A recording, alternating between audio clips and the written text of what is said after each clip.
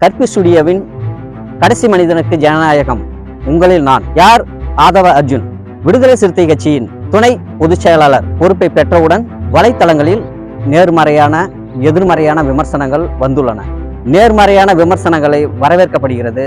எதிர்மறையான விமர்சனங்களுக்கு சமூக செயற்பாட்டாளர், அரசியல் விமர்சகர் தோழர் அன்பு அவர்கள் இன்னைக்கு விடுதலை சிறுத்தை கட்சியில ஒருத்தர் வராரு. அவருக்கு ஒரு பதவி கொடுக்குறாங்க. இதை பொது வெளியில பெரும் விமர்சனமா பேசுறாங்க. எதுக்காக அதை பேசுறாங்கன்னு ஒரு பார்வையாக சொல்லலாம். அதாவது ஒரு கட்சி அப்படின்னு சொன்னா அந்த கட்சிக்குள்ளார நிறைய பேர் வருவாங்க. இப்போ இந்த ஆதவ் அர்ஜுன் அவர்னா விமர்சனம் வைக்கிறாங்கன்னா அவர் 50 கோடி கொடுத்துட்டாரு, அள்ளி கொடுத்தாரு. யாராவது 50 கோடி அள்ளி எடுத்து வந்து கொடுத்ததை யாராவது பார்த்தாங்களா அப்படின்னு ஒரு கேள்வி வரும். அதுக்கு முன்னாடி யாரெல்லாம் இந்த கட்சியில வந்துருக்காங்க, அவங்களாம் என்னென்ன பதவியெல்லாம் கொடுத்துருக்குறாங்க அப்படின்றது முதல்ல தெரியணும். இந்த வரலாறுலாம் தெரியாத அயோக்கிய பசங்க அதாவது ஒரு காழ்ப்புணர்வின் அடிப்படையில் பேசுறது. இந்த கட்சியில் இதுக்கு முன்னாடி ரவிக்குமார்னு ஒருத்தர் பொதுச் செயலராக தெரியுமா? அவர் 2000களில் எம்எல்ஏ இயக்கங்களில் பணியாற்றினவர். அவர் கட்சிக்கு வந்தோடனே அவருக்கு பதவி கொடுத்தாங்க. யாரும் விமர்சனம் வைக்கல, ரைட்டுங்களா? அடுத்ததா ரஜினிகாந்தா வழக்கறிஞர், அவர் வந்தார், அவருக்கு துணை பொதுச் செயலர் பதவி கொடுத்தாங்க. அதே யாரும் விமர்சனம் வச்சாங்களா? வைக்கல. அடுத்தது ஆலூர் ஷானவாஸ், இவர் ஒரு கலை செயற்பாட்டாளர், அவர் வந்தார், யாராவது விமர்சனம் வச்சாங்களா? அவருக்கும் துணை பொதுச் செயலர் பதவி கொடுத்தாங்க. அப்போ இந்த மாதிரி வரவங்களுக்கு எல்லாருக்குமே கட்சி, அதாவது என்னன்னா இதனுடைய அடிப்படை நம்ம புரிஞ்சுக்கணும். ஒருத்தர் ஒரு கட்சிக்கு வராரு, அந்த கட்சி ஏன் வரவேற்குதுன்னா அவங்களுடைய கல அனுபவம்.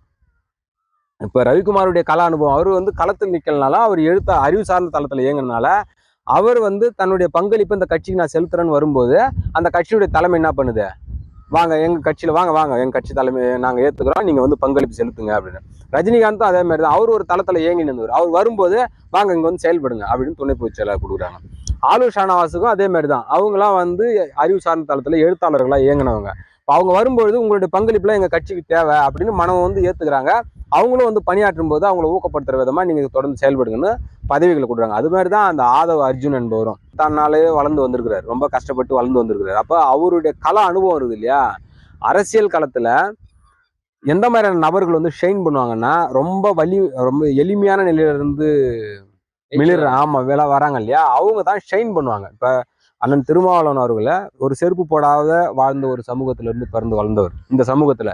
அப்ப தன்னுடைய எதிரிகள்லாம் எப்படியானப்பட்டவங்கன்னா அவங்களாம் மலை அளவுக்கு வலிமை படைத்தவர்கள். அந்த மலை அளவுக்கு வலிமை படைத்தவங்கள ஒரு சாதாரண இடத்துல நின்று எதிர்த்திருக்கிறாரு எல்லாரையும். அப்ப இதுதான் வலிமை. வலிமைன்றது என்னன்னா, வீரன்றதுக்கு வள்ளுவர் என்ன சொல்றது, தன்னை விட வலிமையானவனை வீழ்த்துவதுதான் வீரம். செத்த பாம்பு அடிச்சுட்டு வீரன் பேசுறது இல்லை. அப்ப அவர் அந்த மாதிரி வளர்ந்து வந்துக்கிறார். அந்த நபர்கள் கூட இந்த மாதிரியான நபர்கள், இவர்களும் தன்னுடைய தனிப்பட்ட வாழ்க்கையில அவ்வளவு கஷ்டங்களை எதிர்கொண்டு அவங்க இன்னைக்கு தமிழ்நாடு ஒலிம்பிக் சங்க தலைவராக இருக்கிறாரு இந்த ஆதவ அர்ஜுன். இப்ப அவர் சொல்லும்போது அவர் பேட்டியில் என்ன சொல்றாரு, நான் கவர்மெண்ட் வளர்த்த புள்ள, இந்தியாவுக்காக விளையாடி இருக்காரு. இல்ல அவர் கவர்மெண்ட் அப்பா அம்மா இல்ல, என்னை வளர்த்ததே கவர்மெண்ட் தான்றாரு. அப்பா அவங்க ஒரு சாதாரண மனிதனா தாய் தந்தை அரவணைப்பு இல்லாம இந்த சமூகத்துல எவ்வளவு புறக்கணிப்புக்கு உள்ளாயிருப்பாங்க. இந்த பிரச்சனைகள்லாம் அவங்க வீழ்த்தி இருக்கிறாங்க. தங்களுக்கு இடர்கள் எல்லாம் தன்னுடைய தனிப்பட்ட வாழ்க்கையிலே வீழ்த்திட்டு தான் அவங்களால ஜெயிச்சு இன்னைக்கு தமிழ்நாடு ஒலிம்பிக் சங்க தலைவர் அளவுக்கு உயர முடிஞ்சிருக்குதுன்னா அவங்க அவங்களுடைய ஆற்றல், அவங்களுடைய அதுக்கு ஒரு களப்பணிக்கு நிகரானது தான். இந்த கட்சியில ஒருத்தவங்க களப்பணி ஆற்றி ஒரு மாவட்ட செயலாளராக ஒரு பொதுச் செயலாளர் வர்றதுக்கு என்ன களப்பணி இருக்குதோ அதை அவங்க தனிப்பட்ட வாழ்க்கையிலையும் அவங்க சந்திச்சிருக்காங்க. ஆகவே அவங்களுடைய திறமையை குறைத்து மதிப்பிடுவதில்லை.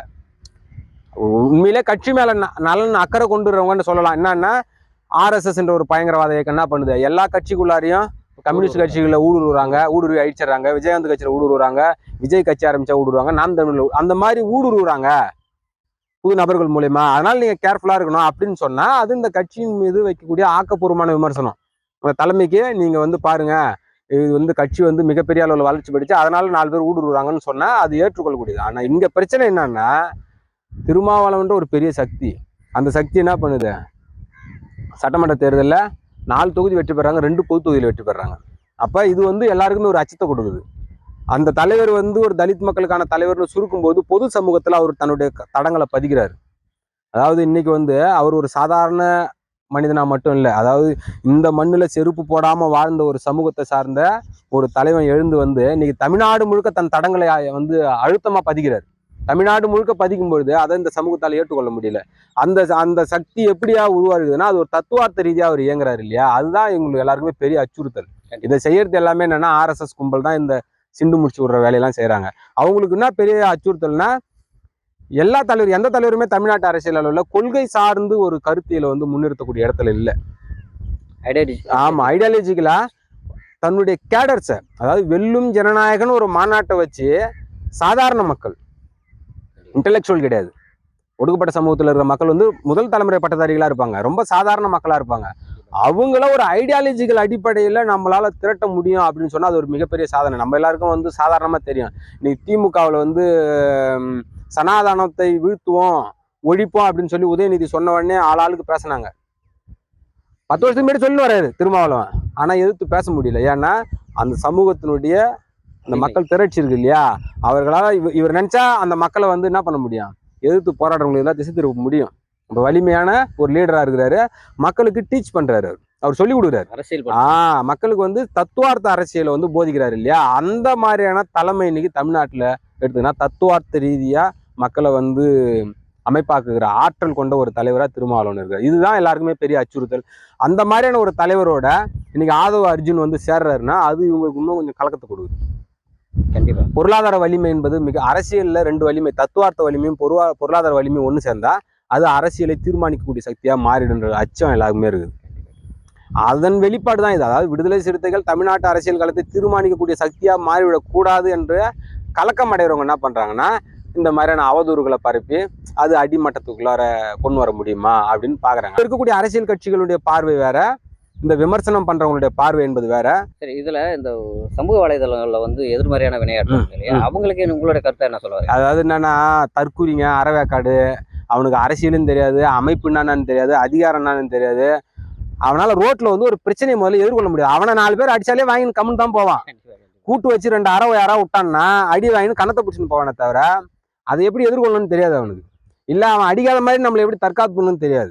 அவன் பேசுறதெல்லாம் என்னன்னா, தமிழ்நாட்டு அரசியலை பொறுத்தவரையிலையும் இன்னைக்கு அந்த சமூக வலைதளங்கள் வந்ததுலேருந்து எல்லாருமே பேசுறதுக்கு தான் ஆசைப்படுறாங்க, யாருமே கேட்கறதுக்கோ பார்க்கறதுக்கோ ஆசைப்படுறது இல்லை. நான் பேசணும் நீ பேசினே இருக்க வேண்டியதான். கட்டுறது கையளவு கல்லாது உலகளவு. அரசியல் என்பது ஒரு மிகப்பெரிய களம். அரசியல் களத்தில் ஒரு கட்சி வந்து நிலைத்து நிற்கணும்னா, இன்னைக்கு எல்லாரும் நம்ம ஊரில் கிரிக்கெட் விளையாடுவோம். உதாரணமாக எளிமையாக சொல்லணும்னா 10 பேர் சேர்ந்த மாதிரி ஒரு டீமை 10 நாளைக்கு வச்சிருக்க முடியாது, சண்டை வந்துனே இருக்கும். அதுலேயே பாலிடிக்ஸ் இருக்கும். 4 பேர் குரூப் ஆகும். அப்போ ஒரு கட்சியா லட்சக்கணக்கான மக்களை அமைப்பாக்கி பிரச்சனை வராமல் அணி திரட்டின்னு ஒரு கட்சி முன்னேறுதுன்னா அது எந்த அளவுக்கு அந்த கட்சியினுடைய தலைமை முயற்சிகளை மேற்கொள்ளணும் இல்லையா. அப்போ அவங்க ஆற்றல் இல்லாமலே ஒரு கட்சியை தினம் வளர்த்துக்கினே போறாங்க. தமிழ்நாடே வியந்து பார்க்கக்கூடிய அளவுக்கு ஒரு மாநாடை நடத்துறாங்கன்னா அந்த கட்சி தன்னுடைய கடந்த கால பதிவுகளை பார்த்தோன்னா அது எப்படியெல்லாம் வளர்ந்துருக்கும், ஒவ்வொரு நாளும் அங்குலங்கலமாக வளருதுன்னா அந்த தலைமை எந்த அளவுக்கு ஆற்றல் மிக்க தலைமையாக இருக்கும். ஏதா லட்சக்கணக்கான மக்களை சண்டை சச்சரவு இல்லாமல் அமைப்பாக்கிட்டுன்னு போகிற ஒரு அமைப்பினுடைய தலைவரை பார்த்து அசால்ட்டாக பேசிட்டு போயிடுவான். அதன் பொருள் என்னன்னா அறிவின்மை. அதாவது அவனுக்கு வந்து நம்ம தமிழ் சமூகத்தில் சொல்கிற மாதிரி கட்டுறது கையளவு கல்லாது உலகளவு. நமக்கு தெரியாத விஷயங்கள் எவ்வளோ இருக்கும். அரசியலில் நம்ம வந்து நம்மளெல்லாம் பயணிக்கிறது வந்து மிகப்பெரிய சவால். நான் இந்த காலத்தில் வந்து 20 ஆண்டுகளுக்கு மேலே இருக்கிறேன். என்னாலே இன்னைக்கு ஒரு 20 பேரை வந்து அமைப்பாக்கி திரட்டி நடத்த முடியுமா? நானும் 1000 பேரை திரட்டியிருப்பேன், 500 பேரை திரட்டியிருப்பேன். ஆனால் தொடர்ந்து அதில் பயணிக்க முடியுமான்னா அது ஒரு பெரிய சவாலாக இருக்கும். நம்மளுக்கு 2 வருஷம் செயல்படுவோம், 3 வருஷம் செயல்படுவோம், 4வது வருஷம் ஏதாவது ஒரு பிளவு வந்து நம்ம பிரிஞ்சிருவோம். இது இயல்பாக இருக்கும். அதெல்லாம் தாண்டி அந்த தலைமை இந்த அளவுக்கு முன்னேறியதுன்னா அந்த தலைமையினுடைய தனிப்பட்ட ஆற்றல். ஆதவ அர்ஜுன் என்பவர் வந்து அவர் வந்து சரியாக வந்து சேர வேண்டிய இடத்துக்கு தான் வந்து சேர்ந்துருக்கிறார். அதாவது நதிகள்லாம் போய் கடல்ல கலக்கிற மாதிரி, நதிகளுடைய கலக்கிற இடம் எது? கடல். அது மாதிரி இவர் வந்து சரியான இடத்துக்கு தான் வந்து சேர்ந்துருக்கிறாரு. நம்ம ஏன் சொல்றேன்னா, திருமாவளவன் என்ற ஒரு ஆளுமை அவர் வந்து தன்னால தமிழகத்துல முளைத்த ஒரு தலைவர். யாரும் எந்த உதவியும் பண்ணாம தன்னுடைய அறிவாற்றலின் மூலமாக மக்களை அமைப்பாக்கி அரசியல் படுத்தி ஒரு இயக்கத்தை வலிமைப்படுத்தி கொண்டிருக்கிற ஒரு மகத்தான ஒரு தலைவர். அதுபோன்று ஆதவ அர்ஜுன் அவர்களா, அவரை நம்மளுக்கு தெரியாது, இதுக்கு முன்னாடி யாருன்னா தெரியாது. ஆனால் அவருடைய அந்த சில நிகழ்ச்சிகள்லாம் பார்க்கும்போது, அவரை பற்றிய செய்திகள்லாம் கேள்விப்படும்பொழுது நமக்கு என்ன தோணுதுன்னா, தன்னால் அவரும் உருவான ஒரு தாய் தந்தை இல்லாமல் கஷ்டப்பட்டு இந்த சமூகத்தை எப்படி எதிர்கொள்ள முடியும்னா, நம்மளுக்குலாம் தெரியும் தாய் தந்தை இருந்த பிள்ளைகளே இந்த சமூகத்தை எதிர்கொண்டு வளர்றது எவ்வளோ சிரமமான காரியம்னா, அந்த மாதிரியான காலகட்டத்தில் அவர் உருவாயிருக்கிறாரு. ஆகவே அவருடைய அந்த அனுபவங்களை, அவர் இத்தனை ஆண்டுகள் அவர் பெற்ற அனுபவத்தை இந்த கட்சிக்கு வந்து அவர் செயல்படுத்தணும்னு நினைக்கும்போது அது வரவேற்கக்கூடியது. அவர் மிகச்சரியான இடத்துல வந்து சேர்ந்திருக்கிறாரு. அவருடைய பணி சிறக்கவும் நமது வாழ்த்துக்கள்.